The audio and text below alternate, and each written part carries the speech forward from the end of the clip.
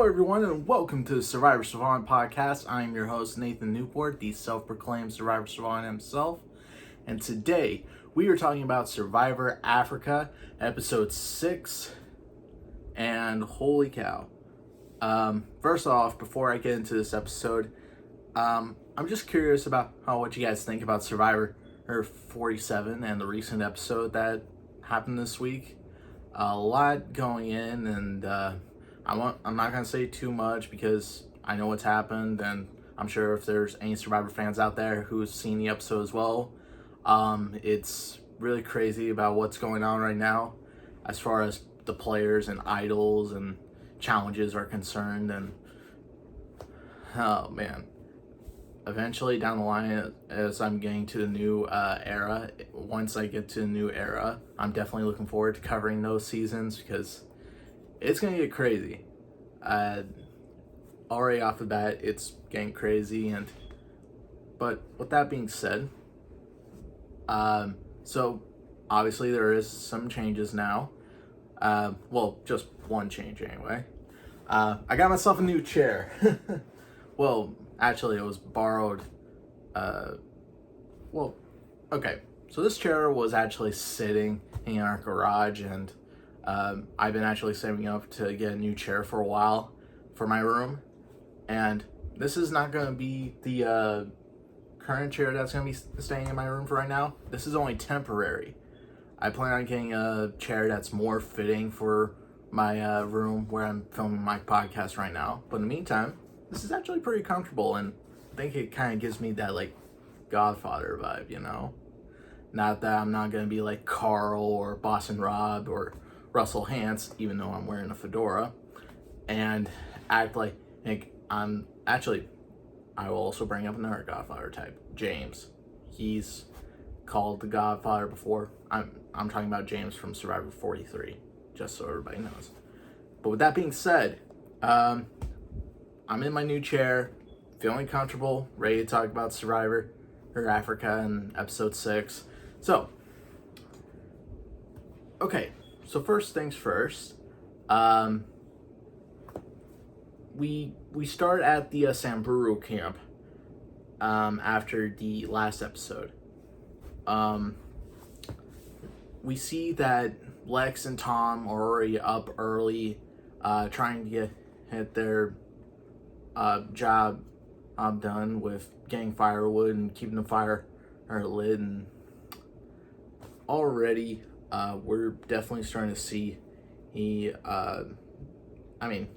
have seen it before with them, and where they're absolutely upset with how the Samburu people, the younger side of the Samburu people, not the older side, on how lazy they are. And they absolutely think that these people would last out here any second if they were just on their own. Like when they're up at night and trying to keep themselves alert of any predators that might come by at night, you know, they're trying to keep the fire going and make sure that it stays lit. If it were the younger crowd and Samburu people, they would just put one log on the fire, or hopefully that it stays lit, and just go back to bed. Like, literally, that's probably one of the worst things you can do. It's just like, well, hopefully I'll get the fire going, and I'm going back to sleep. Like, no. That fire needs to be constantly watched every night so it can, if it doesn't die out. That way you don't possibly get your camp infiltrated by a lion. Like, nobody wants that. And Lex and Tom are especially annoyed about how these people have been living in this camp. It would definitely be hard on me if I was living in a camp with people who have no idea how to survive out there. I mean, granted too, I know survival skills, but I'm not a survival expert. So I'm definitely owning up to that. But I know what needs to be done. Like, get firewood, get water, and food. Like, you can't go any further than that. Those are the 3 basic steps. And if I was on a camp where it was consistently filled lazy people like that. I am not going to be happy with that. Now, moving on from that scenario, though, a lot of, mostly the three younger crowds, younger, I don't know why I keep saying crowd. That's a weird thing with me. Whenever I'm meant to say, like, the younger side of a tribe or younger people of the tribe, I would say crowd for some weird reason. I don't know why it is. Maybe it's my vocabulary. It's not very smart vocabulary, let me say that as much. But it's a weird thing for me to say when I'm supposed to be saying people. Now, Brandon, KP, Kim Powers, and Lindsay are wondering who did Baran vote out from tribal council. They're obviously they're honestly thinking that it's going to be Frank because he's Frank. Frank is a big target on their half, and hopefully they think Silas has convinced them that Frank is a much bigger target than he was, which wouldn't actually work.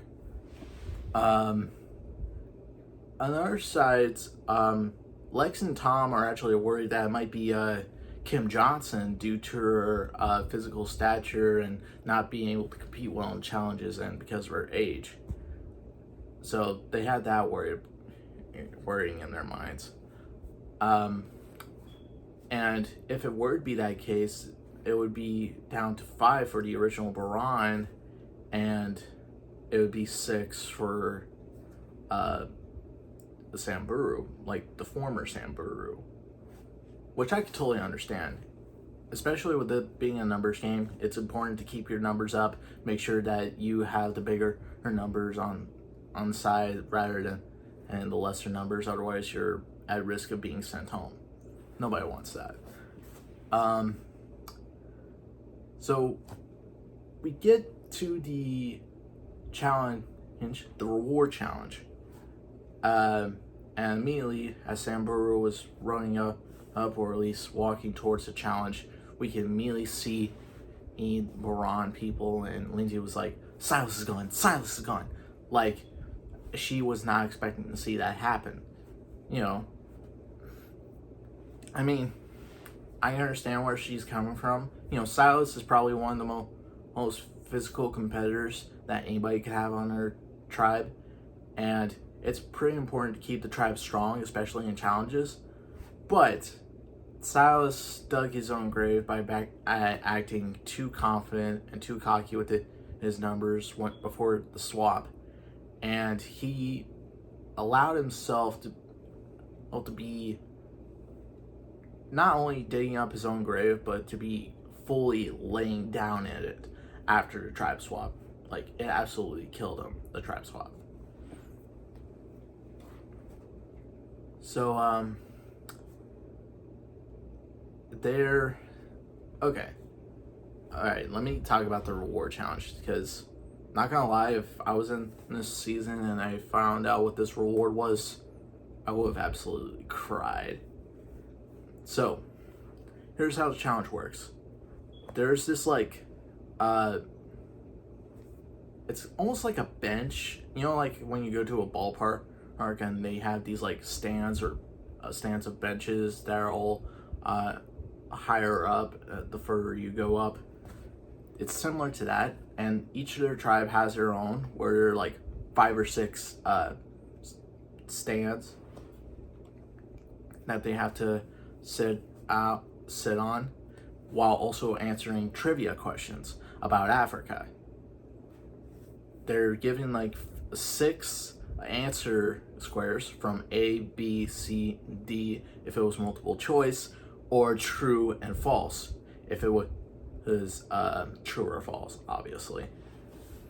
Whoever can answer the most questions correctly and make it to the bottom of the benches wins the reward. Now, as a little sampling of the reward, Jeff brings out 2 cups and a can of Mountain Dew, just to give him a little sampling of what the reward was. And everybody got to have their taste. Everybody apparently loves Mountain Dew.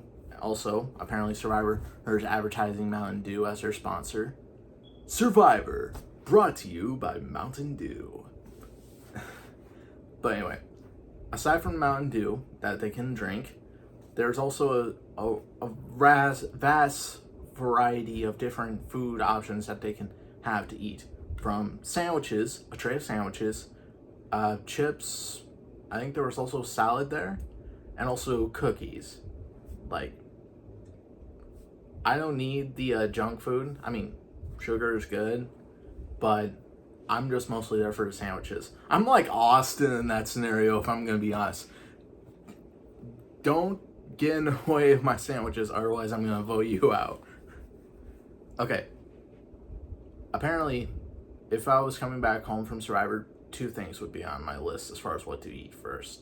And I guess they would fit in that same category because they're both technically sandwiches. Burgers and sandwiches. So, burgers and sandwiches are what I want to eat most if I got back home from Survivor. Okay, maybe pizza too. Oh, I'm starting to talk myself and getting lunch already, and it's almost like 10. Good grief, what is wrong with me? But with that being said, and yes, I've had breakfast before, so don't question me on that. So we're getting into the actual challenge part.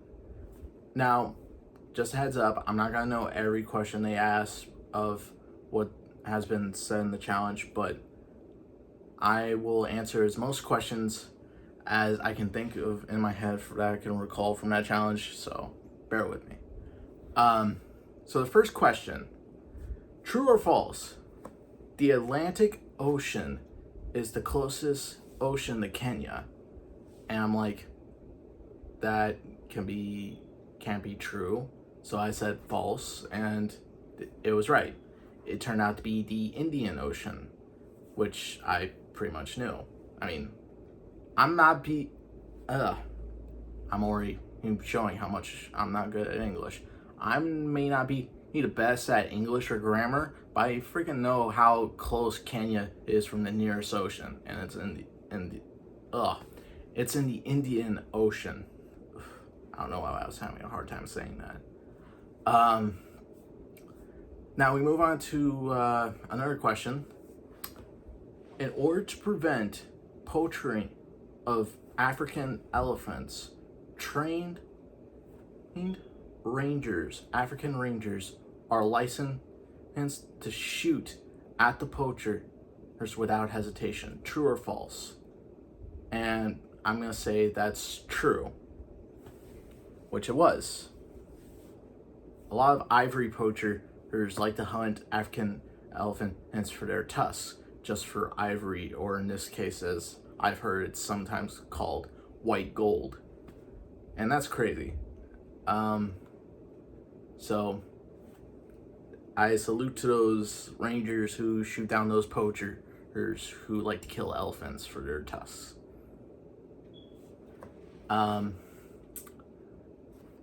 So another question that was asked was, okay. All right. So the next question I can remember is, the big 5 are these following animals: lion. Oh, I know the big 5. I know the big 5. Lion, giraffe, buffalo, rhino, and what other animal? Wait, was elephant? I think, no. Okay. So, the big 5. There are lions, rhinos, giraffes, and buffalo, but what is the 5th one? And I don't recall all the rest of it, but I know Samburu answered leopard, while Baran answered hippo. And the correct one was leopard. Leopard is one of the big 5 in Africa. And the last question, it had to do with Lake Victoria, and it was a true or false question. Um, it had to do with true or false whether Lake Victoria was the largest saltwater or freshwater. I don't remember if the question referred to as the freshwater or saltwater. Whether it was the biggest or largest lake in Africa. I know they both answered false, and that it wasn't. But with that being said, Samburu got the most questions answered correctly, so they won the feast. Oh, I almost forgot. Because Samburu had one extra person on their tribe, Big Tom had to sit out. So Big Tom was glad that everybody had to win the feast for him, so he can eat. I would love to chow down on those sandwiches. I would just absolutely love it. So we then get into, alright, we then move on to back at Samburu, where even though everybody loved feasts and everybody was so fulfilled from that, Kim Powers, KP, she was the one that was probably the most struggling when it comes to that feast. Her stomach had shrunk, and her 5'1" body couldn't be able to handle all that food that she had. So she was on the ground curling up, trying to somehow cure herself because she was in a lot of stomach pain because of it, and after eating all that food. Alright, if there's one thing I should know about as far as how much you can eat out there and knowing how much weight you're gonna lose and possibly how much your stomach isn't gonna adapt to eating all that food depending on how long you spend out there, know your limits. It's like when you're drinking. Know your limits to how much you can eat or drink, and you won't have to worry about the repercussions of getting sick after. If you can know your limits and know how much you need to have on your plate, then you're good. You're golden. But Kim, unfortunately, Kim Powers was unfortunately not able to cope with eating so much food that well. And apparently, we learned that Kelly was looking over at Kim Johnson, and Kim Johnson was trying to signal to her like an L shape, and she was like, "What does that mean?" And she immediately thought L is the first letter of Lindsay's name, and she was like, "Well, maybe it referred to who Lindsay having the most votes back at Samburu." And immediately the wheels start turning in her head that Lindsay had votes casted for her in previous tribal council.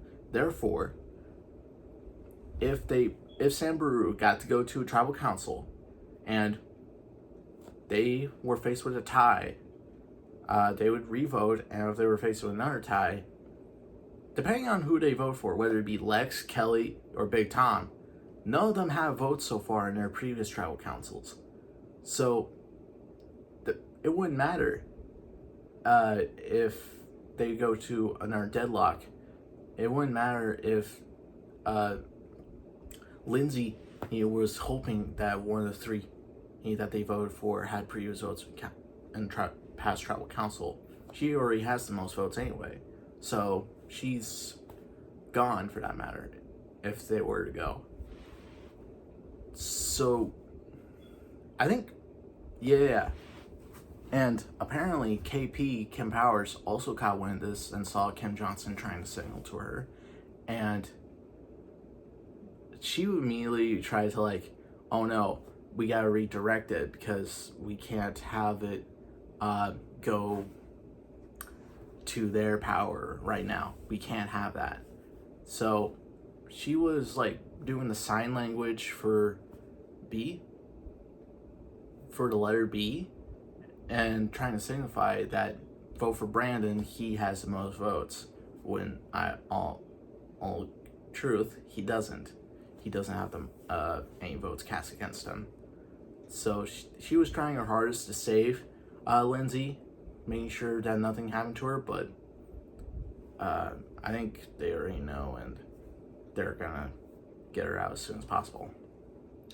So moving on from Samburu over to Varan, we get into a little situation with Clarence. As we can tell, Clarence loves food. He loves them cherries. He loves beans, and he's been thinking about food 24/7. He can't stop thinking about it, and I would be too. I would definitely have a hard time thinking about food less, but you can't help but think how good it would be to try out a deep dish pizza, or a stuffed crust pizza, or a cheeseburger, or some fries, or a chocolate milkshake. You can't help but think food. But you have Clarence here looking at them chickens, which they previously won in a previous reward challenge, and they've been not laying as much eggs as they would like to. Like, they hadn't laid any eggs at all. So Clarence makes up this kind of wager, or not like a wager, but a deal, that the next morning, if he doesn't see any eggs being laid by the chickens, then one of them's gonna have to get cooked, die and get cooked. And everybody was like, all right, we'll take that bet. And they're breaking straws, making sure that the eggs have a nice place to lay their eggs on. And they were in like a crate of sorts. Well, a pen or cage of sorts. But Frank thought it would be an interesting idea to like give the space a lot more open room to walk around in. So with the crate that they have, I think it was the immunity crate from the stress signal challenge on Baron, they placed the chickens in there, and then they had this like net or some kind of like, I think, wire or tangled woven barrier that allows the chicken to still roam around freely, but they couldn't escape. So cut to the next morning. Kim's checking on the chickens, making sure they're still alive and haven't been eaten by lions. And she looks to see if the chickens have done anything. And in the corner of her eye, she saw one egg being laid by the chickens. And she put it in her pocket. She's skipping around. Well, not skipping, more like hopping around joyfully. And she sits down next to the fire, and Frank was like, Well, I'll be. And Ethan was shocked to see that she had an egg in her hand, and everybody was kind of, they were not drastically, but they were anticipating to see Clarence's reaction after seeing an egg and just trying to poke fun at him. So Teresa, T-Bird, she comes up and sees the egg. She was shocked to see this, and everybody's just sitting down waiting for Clarence, making sure they're all staying quiet and make sure not to wake him up, not to alert him. And they're all sitting around the fire, and Clarence, he gets up, he greets everybody good morning, and it's nice to see them. And then he goes to look at the fire, and then he looks over where the egg's being placed, which is on this like pot or pan that they've been using to cook grits or cornmeal. And the moment he saw that egg, the look on his face, and I'm gonna recreate it the best way I can, and without like cussing, because I'm not someone who likes to cuss. the moment he saw the egg, his immediate reaction, oh, heck no! And Ethan was screaming and going, woohoo! No chicken for you! And Clarence was like, I hate these chickens. I hate you, and you did it just to despise me. Oh, that was the most freaking fun I've ever seen on this season, and everyone other than Clarence got a kick out of that.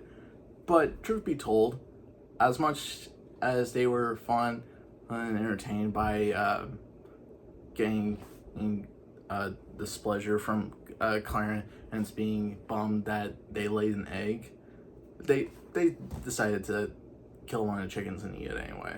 Just out of having, like, they had their fun, now let's actually eat. So, something I just realized.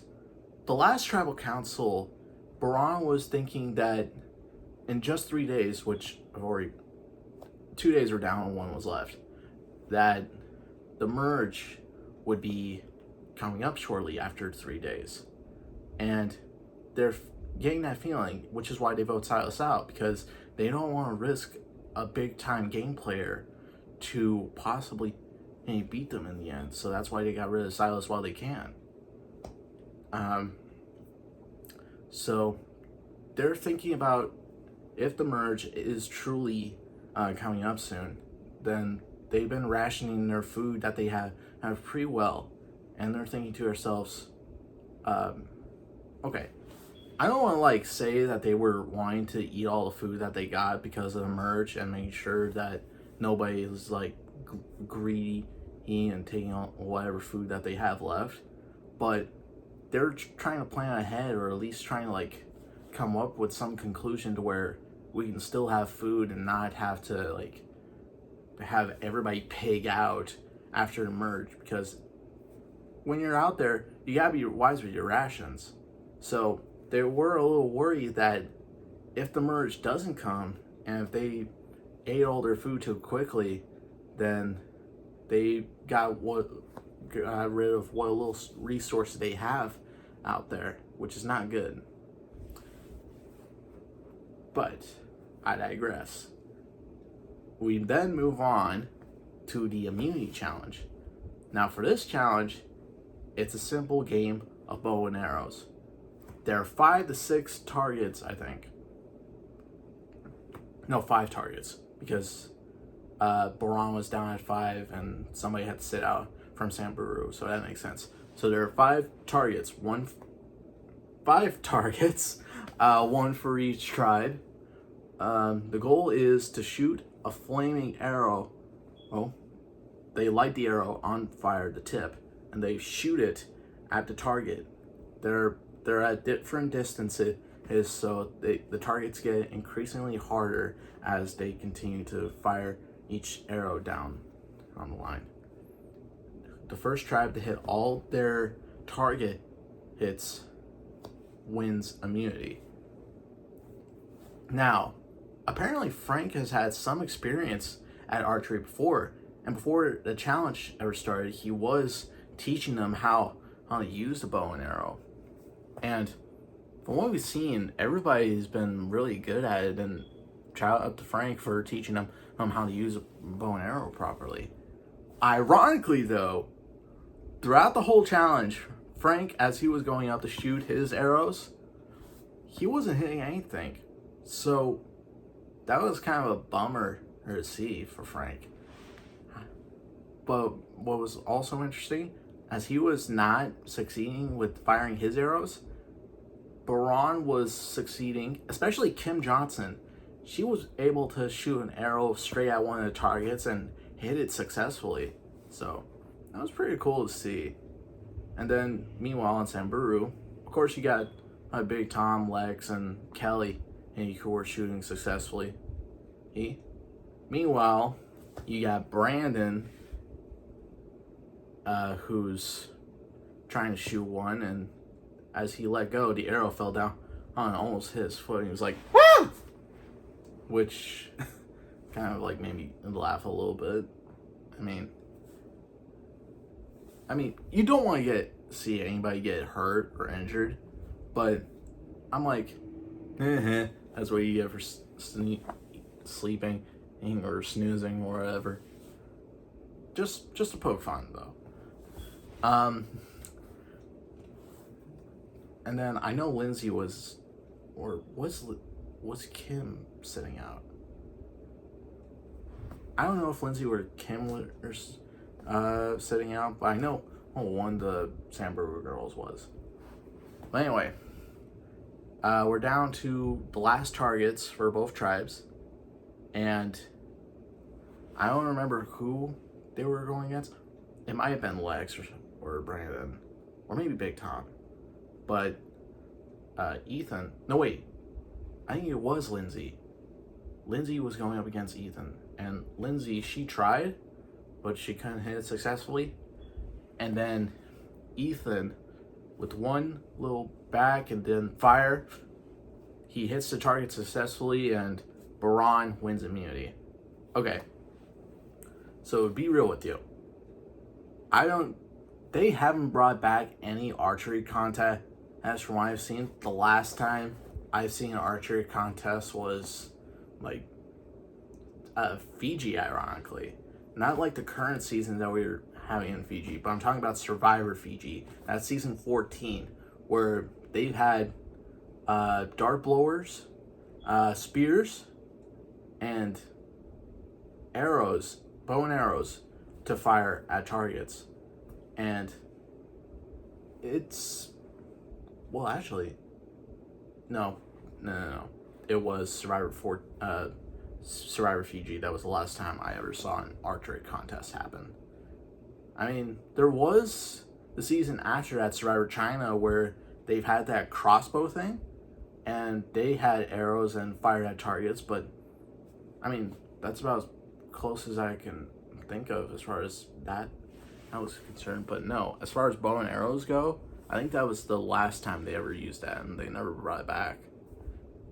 But if they were to come and bring bow and arrows back to as a challenge, I'm like, okay, I'm kind of worried, because I've played with toy arrows, and I'm not sure they work as good as those.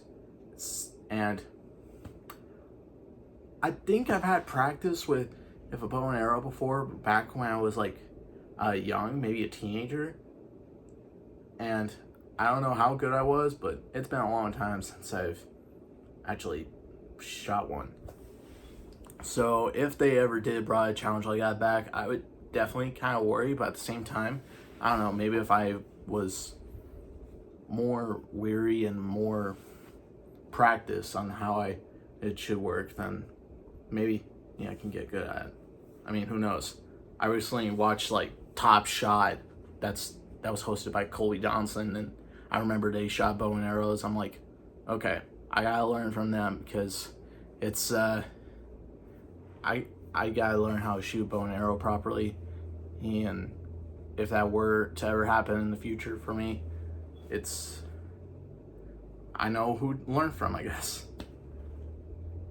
Granted though, I got other people who have shot bow and arrows before, so I can also learn from them. Anyway, so Samburu once again goes to Tribal Council. This time it's going to be different though. With it being 3 former Samburu versus 3 Baran, one of the Samburu members has more votes cast against them in the past, while the rest of Baran, they don't. So it's a matter of if Samburu could convince the members of Baran to vote for somebody else other than Lindsay. That way, after the deadlock, they do that trivia thing again, where hopefully, in Samburu's favor, one of them will answer incorrectly and get voted out. They're hoping it comes to that. But anyway, we get into Tribal Council, and it's pretty evident that